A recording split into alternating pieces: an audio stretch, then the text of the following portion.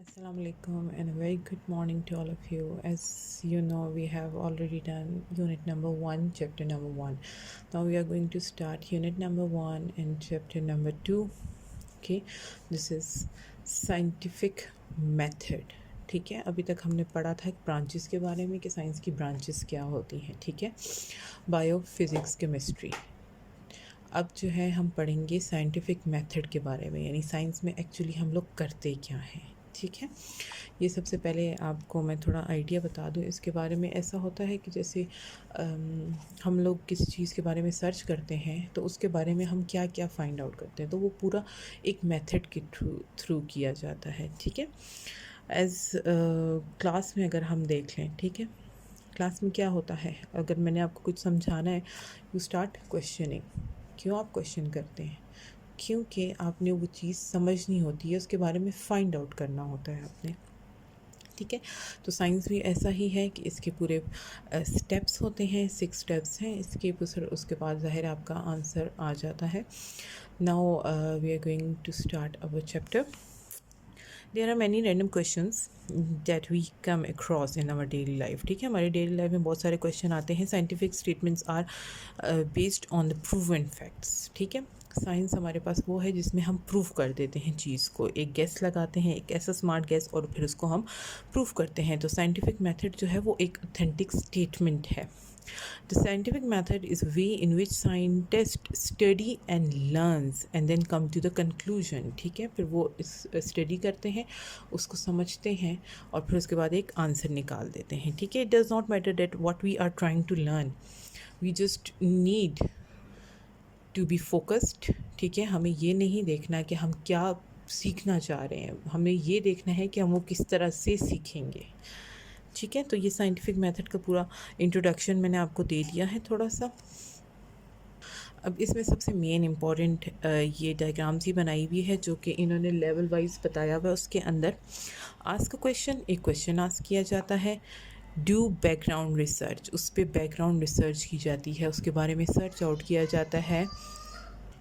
ठीक है, उसके बारे में फिर हम कंस्ट्रक्ट करते हैं हाइपोथेसिस, ये अभी हम डिटेल में पढ़ेंगे. ठीक है, उसके बाद क्या है, हम एक एक्सपेरिमेंट बनाते हैं, फिर उसको एनालाइज करते हैं. उसके बाद या तो वो ट्रू निकलता है या तो फॉल्स निकलता है. जब ट्रू होता है तो वो रिज़ल्ट क्लियरली आ जाते हैं, और अगर फॉल्स आता है तो हम दोबारा उसको सोचने की कोशिश करते हैं कि क्या हमारा हाइपोथेसिस ठीक था या नहीं था. ठीक है, ये हमारी स्टार्टिंग है साइंटिफिक मेथड की. Now we are going to start our steps. Okay, now this is your page number 15. ठीक है, पेज नंबर 15 है. नंबर 1 पॉइंट है इसमें क्वेश्चन क्या है, हम कुछ सवाल सोचते हैं इसके अंदर. ठीक है, सवाल है. अब it all starts from a question, हमारी क्यूरियस होना, हमें जानने की कोशिश करना कि ये क्या चीज़ है. ठीक है, वाई डू, अब इसमें एक क्वेश्चन आ गया कि हम ये सोच सकते हैं कि why do bears have hairs. ठीक है, बियर्स के बाल क्यों होते हैं? Answer may be that it keep them warm. ये बाल इसलिए होते हैं कि वो उसको वार्म रखते हैं. ठीक है, साइंटिफिक मेथड जो है वो सारा एक्शन के अकॉर्डिंग ही परफॉर्म करता है. All great scientist were curious, then curiosity leads to the great inventions. ठीक है, वो सारे क्यूरियस हुए थे तो उन्होंने एक इन्वेंशन क्रिएट कर दी.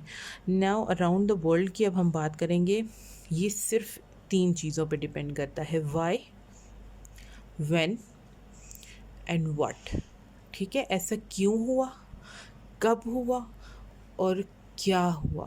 ठीक है, ये मेन इसके पॉइंट्स हैं हमारे पास.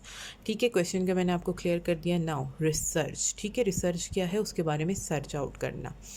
अब ये है that we start getting useful information कि ये ऐसा क्वेश्चन हुआ क्यों. ठीक है, फॉर एग्जांपल अब एक क्वेश्चन उन्होंने उठाया कि if a scientist ask how the birds fly, एक परिंदा क्यों उड़ते हैं, तो उसके बारे में सारी इन्फॉर्मेशन लेना, यानी कि बर्ड्स के बारे में सारी इन्फॉर्मेशन लेना कि वो क्यों उड़ते हैं, कैसे उड़ते हैं, सारे जितने भी सोर्सेज उसके बारे में मिलते हैं वो सारा सर्च आउट करना. हमारे पास रिसर्च में आता है, ठीक है।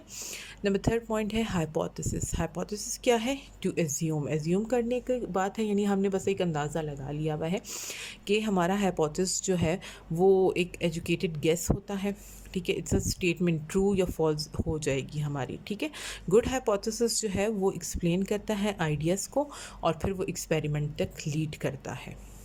जैसे कि न्यूटन ने एक हाइपोथेसिस लगाया था कि जो सारी चीज़ें हैं वो नीचे की तरफ गिर रही हैं, ठीक है, नीचे की तरफ। तो वो कहते हैं कि ऐसी क्या चीज़ थी जो उसको नीचे की तरफ खींच रही थी। तो ये आप लोग सब जानते हैं कि वो ग्रेविटी थी, जो कि न्यूटन ने फाइंड आउट की थी, ठीक है। Now experiment which is the four point.